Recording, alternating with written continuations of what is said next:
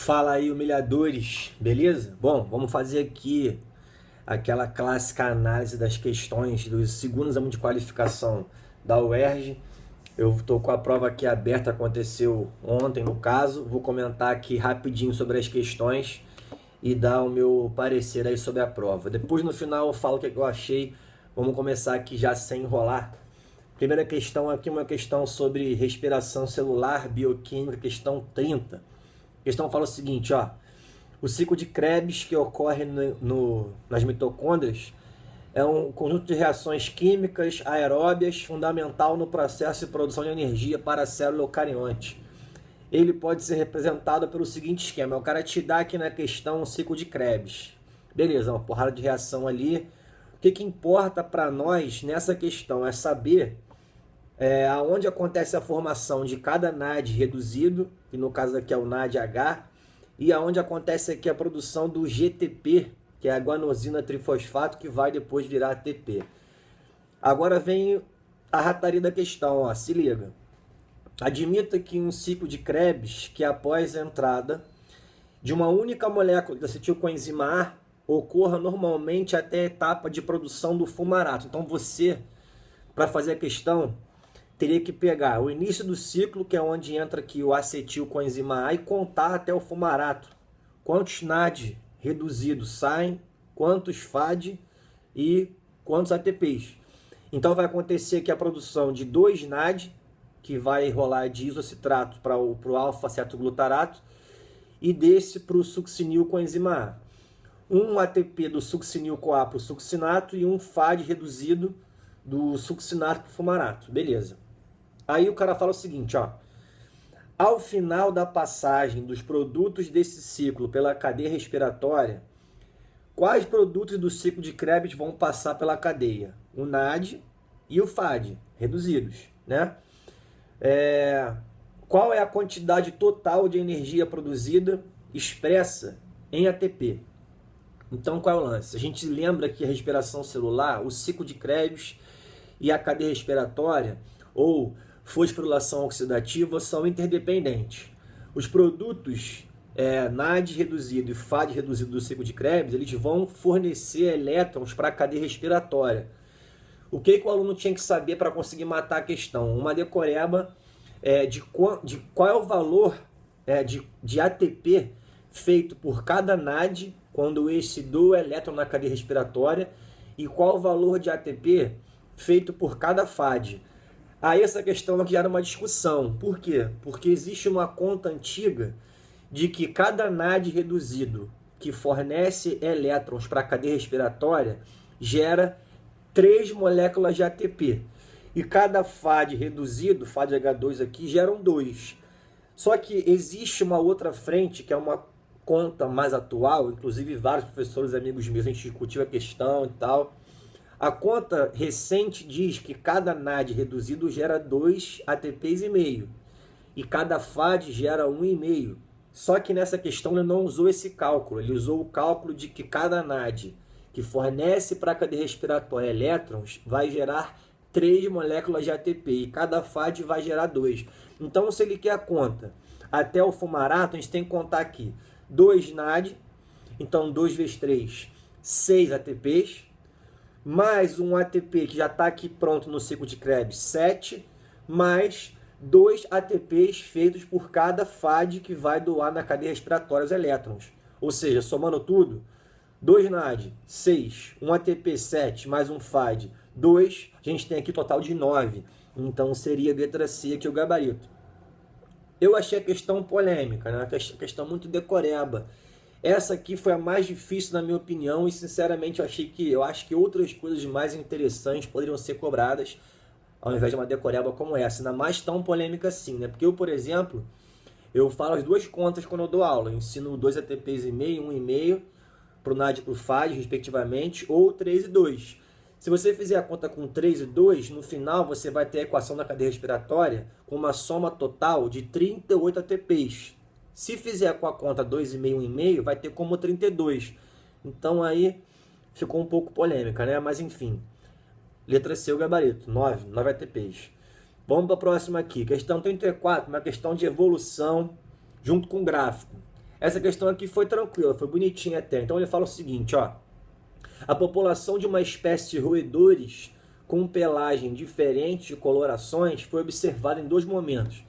Antes, que é o gráfico da esquerda aqui, e depois de uma transformação no meio ambiente em que vivem. As curvas abaixo representam os 2 momentos. Aí tem um gráfico aqui que no eixo X nós temos os fenótipos dos roedores, desde branco até um agute aqui, um marrom escuro. E aqui no eixo Y tem a frequência. Então, antes da modificação, o mais frequente era esse meio laranja aqui do meio, ó. Ele tem a maior frequência que você consegue ver no eixo Y, beleza? O que acontece? A gente tem basicamente com esse gráfico 3 tipos de seleção que pode acontecer. Uma seleção direcional, uma seleção estabilizadora e uma seleção disruptiva. Na seleção direcional, por exemplo, apenas o fenótipo branco ou apenas o fenótipo marrom escuro seriam selecionados após a mudança ambiental. Então você teria essa curva inicial do gráfico deslocando ou para a direita em direção ao marrom escuro ou para a esquerda em direção ao branco. Se fosse um caso de seleção estabilizadora, a gente teria uma maior seleção, maior vantagem desse fenótipo aqui intermediário, que no caso é do laranja. Então a curva ela iria afunilar, né? Ia ficar menos larga e mais afinada. Só que ele fala aqui de uma seleção onde você tem o fenótipo laranja, que é o do meio, sendo desfavorecido. Então a frequência dele baixa no segundo gráfico. E os fenótipos das pontas, branco e o marrom escuro, aumentando. Então quando a gente tem um favorecimento dos fenótipos extremos e, obviamente, uma desvantagem do fenótipo intermediário, a gente tem uma curva em forma de U. Ela faz um U ou um W, como você quiser chamar. E nesse caso a gente vai ter uma seleção disruptiva. Então, gabarito aqui seria a letra B. Show! Uma questão muito tranquila aqui, clássica de tipo de seleção natural. Belezinha, já caiu várias vezes esse negócio, então não tem mistério. Questão 36 aqui, Discovery Kids, uma questão ou de fisiologia respiratória ou de tecido sanguíneo. Vamos lá.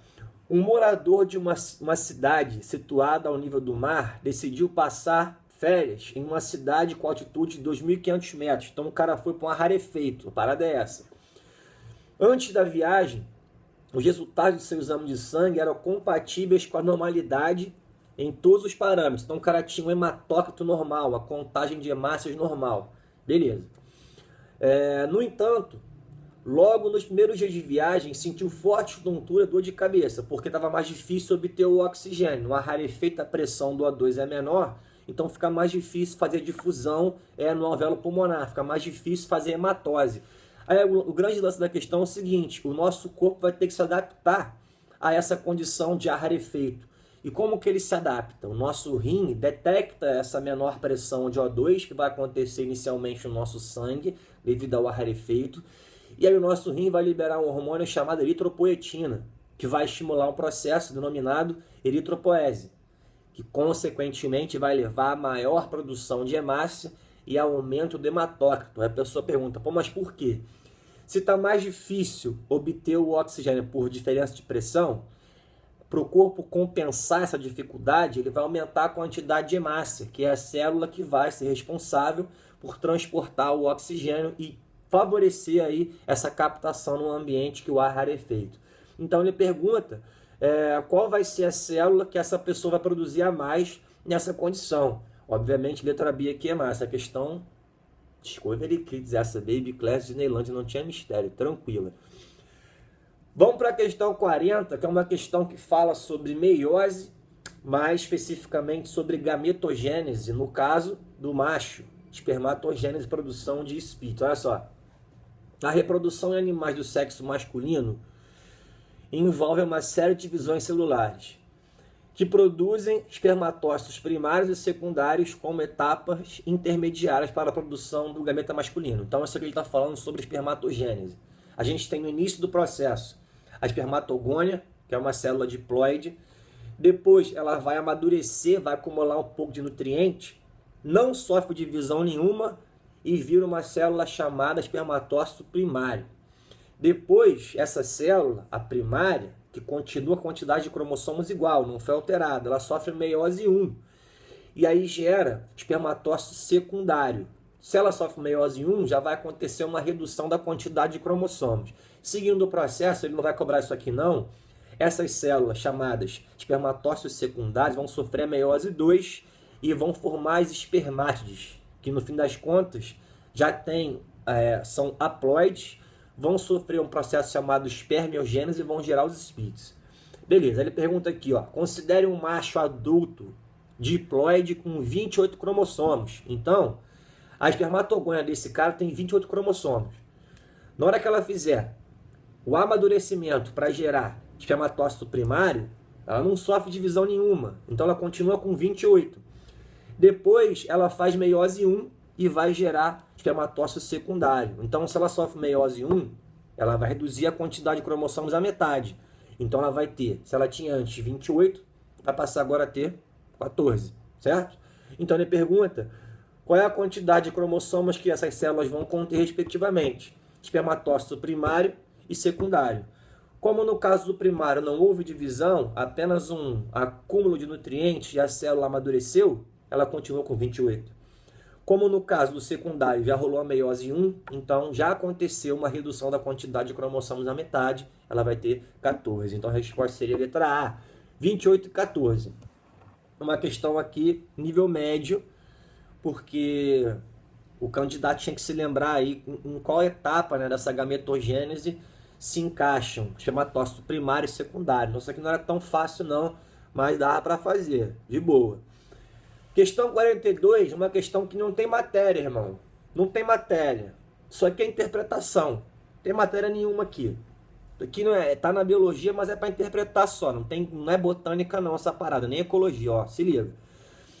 Em plantas carnívoras, a folha não é utilizada apenas para a fotossíntese, mas também para a alimentação, através da captura de insetos. Então a folha está lá abertinha, um inseto vem, bate no tricoma, que é como se fosse um sensor de movimento, alguma coisa está ali, aquela folha vai lá, se fecha, libera enzimas digestivas que vão, por exemplo, degradar lá o inseto e depois vão pegar os nutrientes.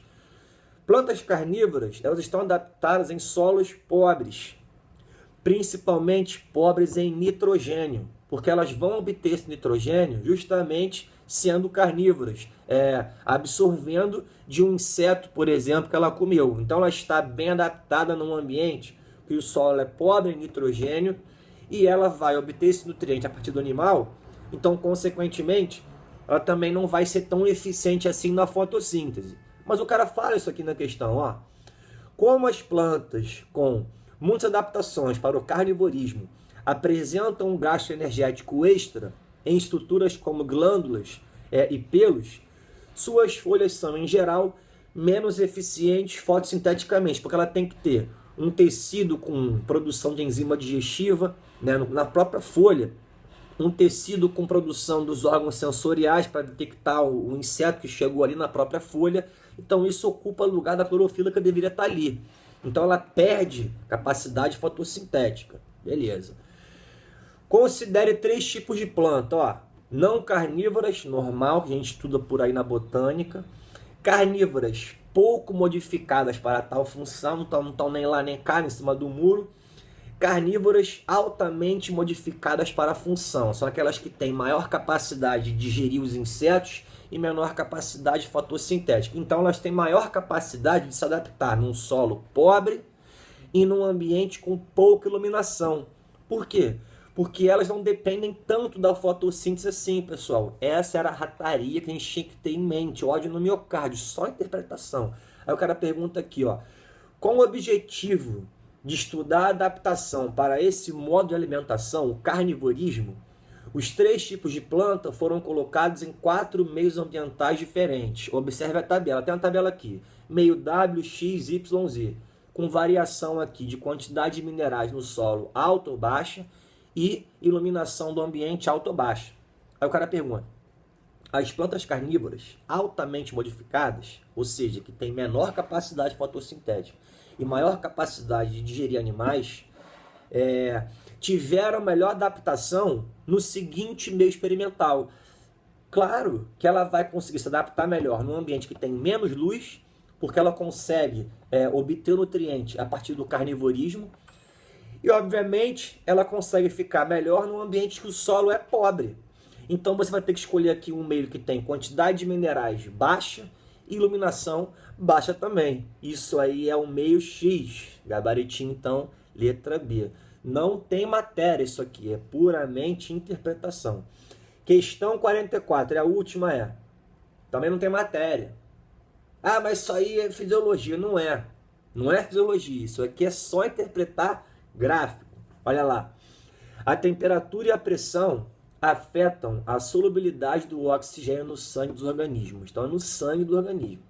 Alguns animais marinhos, sem pigmento respiratório, por exemplo, sem hemoglobina, sem hemocianina, realizam o transporte do O2 por meio da dissolução desse gás no plasma. Então, ele está falando o seguinte, o animal não tem hemoglobina, por exemplo. Então, ele tem que transportar o oxigênio dissolvido. Logo, quanto mais o O2 estiver dissolvido, melhor para ele transportar no sangue dele, certo? Primeira informação importante que temos que ter em mente. Observe a variação da solubilidade do oxigênio no plasma em função da temperatura e profundidade que o animal está submetido, que os gráficos abaixo mostram. Então é só ver o gráfico, ó. Lembre-se, para o animal se dar bem, tem que ter mais O2 dissolvido. Em relação à temperatura, quanto menor for a temperatura, o gráfico mostra, maior vai ser a solubilidade do gás. Em relação à profundidade, ele também mostra o seguinte, quanto mais profundo o animal está, maior vai ser a solubilidade do O2 no sangue do animal. Então, para esse animal ficar feliz, humilhando, ô glória, eira, ele tem que ficar num ambiente mais frio e mais profundo. Por quê? Como é que tu sabe disso? Eu não sei, o gráfico está mostrando, só estou interpretando.